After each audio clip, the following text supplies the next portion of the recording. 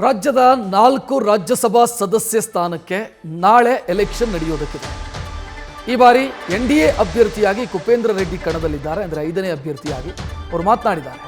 ನಾವು ಅಡ್ಡ ಮತದಾನ ಮಾಡಿ ಅಂತ ಯಾರಿಗೂ ಹೇಳಿಲ್ಲ, ವಿಶ್ವಾಸದ ಮತದಾನ ಮಾಡಿ ಅಂತ ಕೇಳಿದ್ದೀವಿ. ನಮಗೆ ಅವರು ಮತ ಹಾಕ್ತಾರೆ, ಅಂದರೆ ಶಾಸಕರು ಮತ ಹಾಕ್ತಾರೆ, ನಾವು ಗೆಲ್ಲೋ ಚಾನ್ಸ್ ಇದೆ ಅಂತ ಕುಪೇಂದ್ರ ರೆಡ್ಡಿ ವಿಶ್ವಾಸ ವ್ಯಕ್ತಪಡಿಸಿದ್ದಾರೆ. ದೇವರಿದ್ದಾನೆ, ಏನಾಗುತ್ತೋ ನೋಡೋಣ ಅಂತ ರೆಡ್ಡಿ ಮಾತನಾಡಿದ್ದಾರೆ. ಕೇಳಲಿಲ್ಲ, ವಿಶ್ವಾಸದ ಮತಗಳನ್ನ ಕೇಳಿದೀವಿ. ವಿಶ್ವಾಸದಲ್ಲಿ ಏನಾದ್ರು ಅವ್ರ ಮತ ಹಾಕಂಗಿದ್ರೆ ಅದರಲ್ಲಿ ನಾವು ಗೆಲ್ಲೋ ಚಾನ್ಸಸ್ ಇದೆ, ಆಗ್ತಾರೆ. ಅನ್ಸುತ್ತೆ, ನಿಮಗೂ ಅನ್ಸ್ತಾ ಇದೆ ಅಲ್ಲ? ನನಗನ್ಸಿಲ್ಲ ಸರ್, ನನಗೆ ಕೇಳಿದ್ದ ನಿಮ್ಮನ್ನ ಕೇಳ್ತಾರೆ, ನನಗೆ ಗೊತ್ತಿಲ್ಲ. ನನಗನ್ಸಿದೆಯಪ್ಪ. ಅಷ್ಟು ಮತಗಳು ಬರುತ್ತೆ, ತಮ್ಗೆ ಏನ್ ಶಾರ್ಟೇಜ್ ಇದೆ? 100% ಬರ್ತದೆ. ಕಾಂಗ್ರೆಸ್ ಅವರು ನಿಮ್ಮ ಏನಾದ್ರು ಮತಗಳು ಸರ್ ತೋರ್ಸಾಕೋದಪ್ಪ, ಇದು ಹೆಂಗ್ ಮಾಡ್ತಾರೋ ನೋಡ್ಬೇಕು.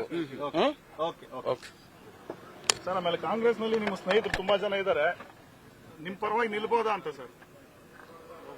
ಅದನ್ನೇ ನಾನು ಹೇಳಿದ್ದು, ವಿಶ್ವಾಸ ಮತಗಳು ಅಂದ್ರೆ ಅದೇ ಅಲ್ವಾ? ಯಾವ ಪಾರ್ಟಿನಲ್ಲಾಗಿರ್ಬೋದು, ವಿಶ್ವಾಸ ಮತಗಳೇನಾದ್ರೂ ಬಂದ್ರು ಬರ್ತವೆ ಅಂತ ಹೇಳಿದೆ. ಆತ್ಮಸಾಕ್ಷಿಯ ಮತಗಳು ಅಂತಿದ್ದಾರೆ. ಅದನ್ನೇ, ವಿಶ್ವಾಸ ಆತ್ಮಸಾಕ್ಷಿ ಎರಡು ಒಂದೇ ಅಲ್ವಾ?